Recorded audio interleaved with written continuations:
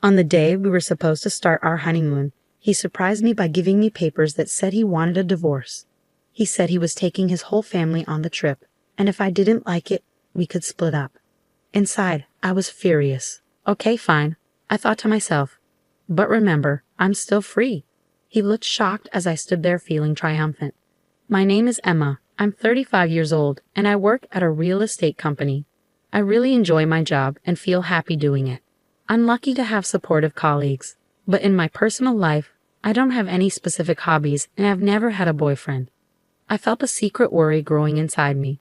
All my friends were getting married by the time they hit 30, one after the other. I was one of the few left who was still single. Plus, my younger colleagues were leaving our company one after another, and it hurt every time. Then, I met Brian through a friend's introduction. He was 2 years younger than me and had a smile that made me feel warm and protective. He didn't talk much but always listened to what I had to say when we needed to make decisions.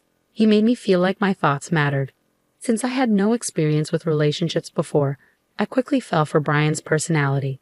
Our relationship progressed smoothly. When I brought up the topic of marriage, he simply said, "Okay, let's do it." Marriage involves making lots of decisions: the wedding, the honeymoon, finding a new home to live in together. It's a huge event in a person's life. So I wanted us to decide things together. But no matter what decision we faced, Ryan always let me take the lead. He never shared his own thoughts. He just agreed with whatever I said. Brian's personality began to seem unreliable to me, and I started feeling unsatisfied with him. Another thing bothering me was my relationship with my mother-in-law. She was completely different from Brian, not easygoing at all. She never listened to my opinions and always imposed her own ideas on me. "Emma, when you get married, you'll quit your job and focus on taking care of the house, right? You're not getting any younger, you know. If you don't hurry, you might not be able to have kids. Brian is working hard, so as a woman, you should focus on the family. It's a wife's duty to support her husband." These were the first things she said to me when I went to greet her. The husband works outside and the wife takes care of the home. She clung to old-fashioned ideas like this. The truth is, I earn more money than Brian does. He doesn't seem to mind, and he's even told his parents about it, but his mother doesn't seem to approve. A woman who earns more than a man isn't charming. Maybe you can't do any household chores, can you? A wife should cook, do laundry, clean, and take care of her husband's health. Can you do that? She said, looking down on me. You're right, it's definitely different when it's your mother-in-law saying those things. While it's not something to boast about, I can handle all the household chores because I've been living alone for a long time, and I don't plan on quitting my job after getting married. I want to prioritize myself just as much as Brian. But when my mother-in-law criticized me, Brian didn't stand up for me. Instead, he just nodded along with her. That made me feel uneasy about relying on him for the rest of my life. But then again, Brian is younger than me. Maybe he'll become more dependable as he gets older. If this marriage doesn't work out, I might never get married at all. My mind is torn between anxiety and desires, stuck in an endless conflict.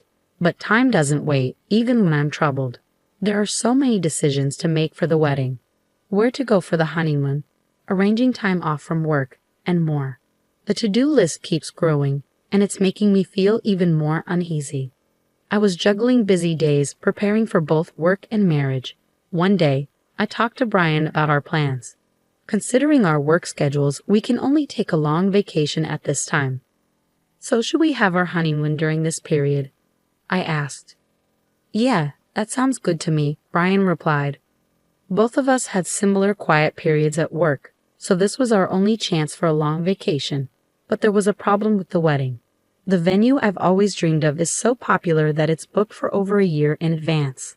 In that case, what do you think about having the honeymoon before the wedding? I checked, and some people do that.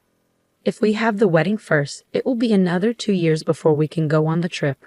If you're okay with it, Emma, then I'm fine with it too, Brian said.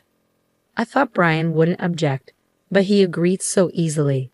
It seemed like he was accepting all my opinions without any resistance.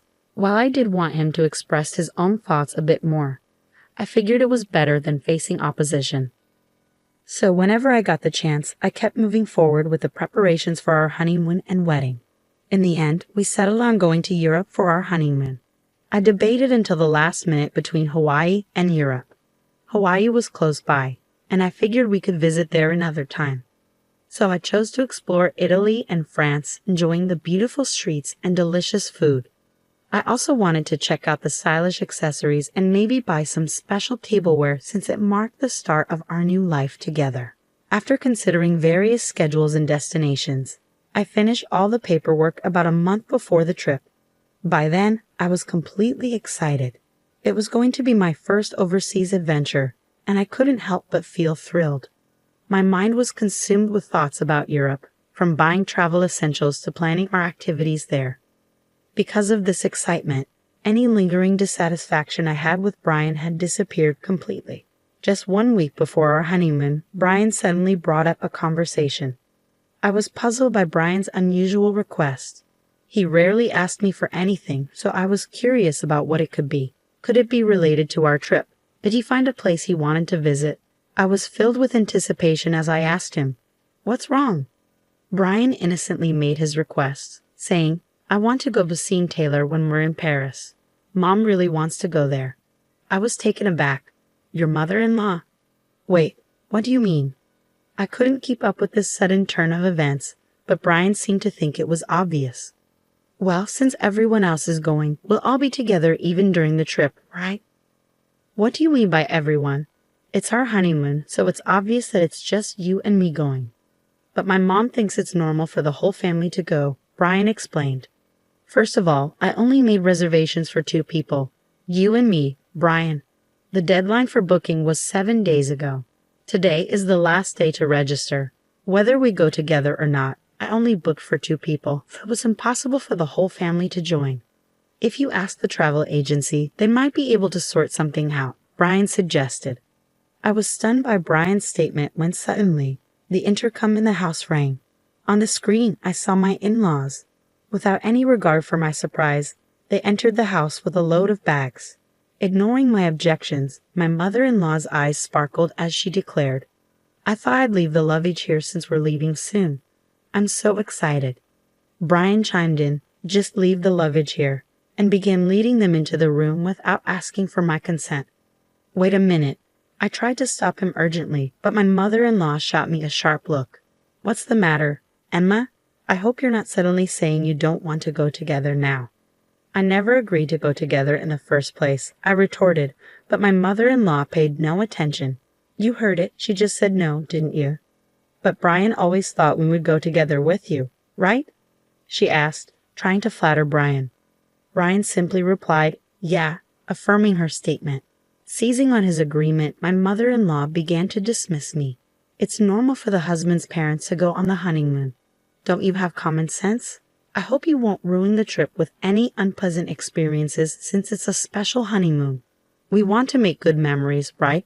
I'll make sure to teach you some common sense during this week before we leave. It's supposed to be a special honeymoon after all." I felt like everything was falling apart. My blood was boiling with frustration. "Mother-in-law, this is a honeymoon, you know. Normally, it's just supposed to be the husband and wife," I insisted desperately. If I listened to my mother-in-law's demands now, it would set a bad precedent for the future. I wanted to avoid that at all costs. However, my mother-in-law stubbornly refused to back down. Not only that, but she began to dismiss my concerns altogether. The husband's parents going on the honeymoon together is just common sense. I can't believe you don't want to be with us. I thought we were becoming a family, but it seems our ideas of common sense are different. You don't seem to like me, and nothing seems to match. How sad, she said, lowering her eyebrows in a fake manner. Her words, how sad, seemed to have a hidden smirk behind them. I was convinced she was deliberately trying to trap me. That's how sure I was. Even Brian, without questioning, started blaming me based on my mother-in-law's words. "Emma, what's wrong with you? They're my parents.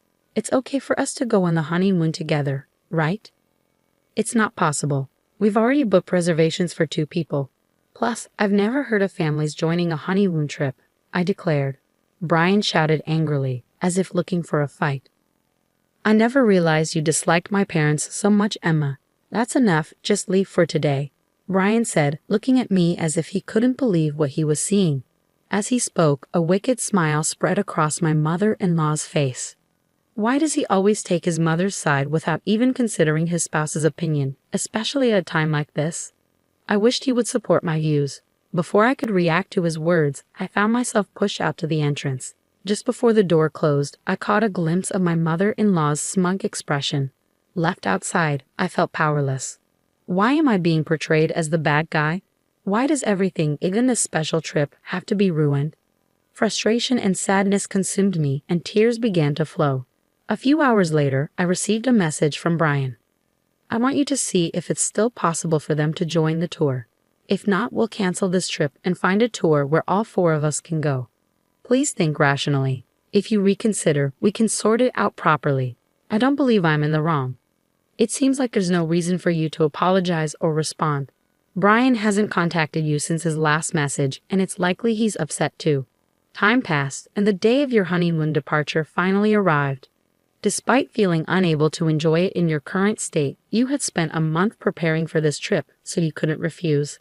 As you were getting ready to leave, the intercom rang, and it was Brian coming to pick you up. You hadn't seen each other since the incident, so you didn't know how to act around him. His arrival indicated that he still intended to go on the trip, but strangely, he didn't have any luggage with him. Instead, he handed you divorce papers. After hurting my parents, you still planned to go on this trip, didn't you? He accused. I'm taking my whole family on this honeymoon. If you don't like it, let's get a divorce. My mom said it would be better that way, he added, thrusting the papers in front of you.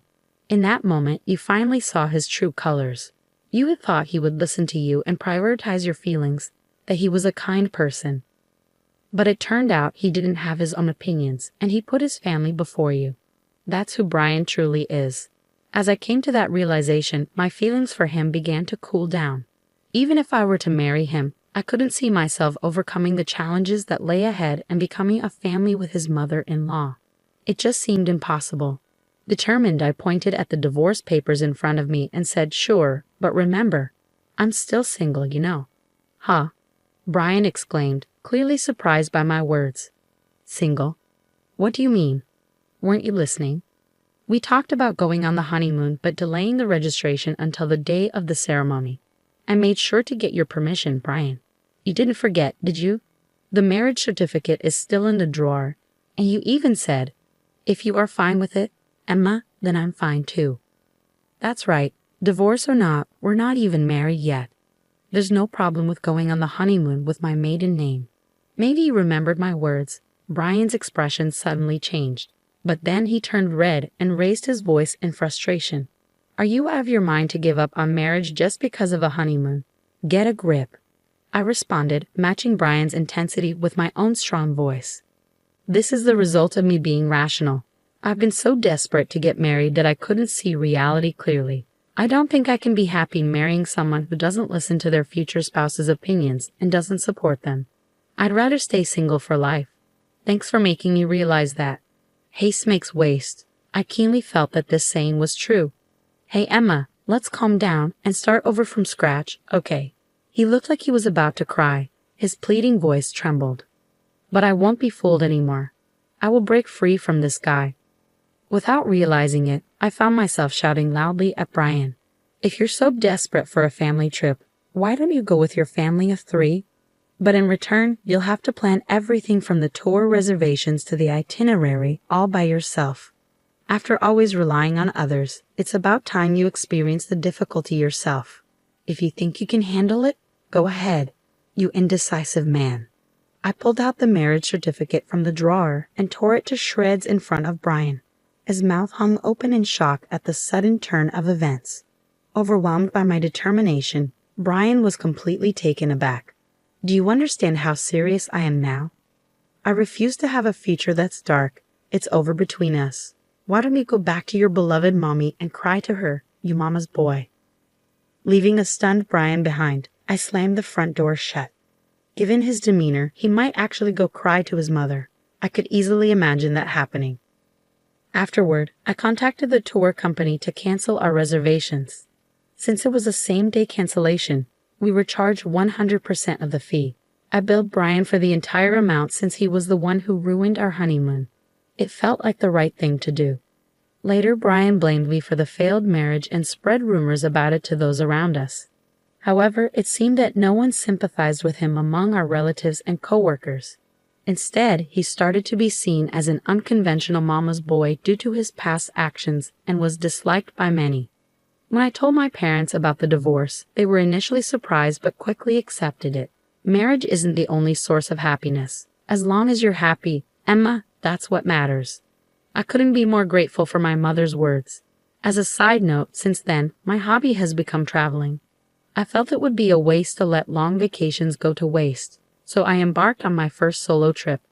Going overseas alone was a bit daunting, but I enjoyed a relaxing time in historic cities I had always wanted to visit. Wow, being alone is actually quite enjoyable. Thanks to the historical adventure trip, I've started to fully enjoy solo traveling. Whenever I have time off on my next break, I'm planning to embark on my next overseas trip. I've begun a life where I won't let myself be controlled by marriage alone.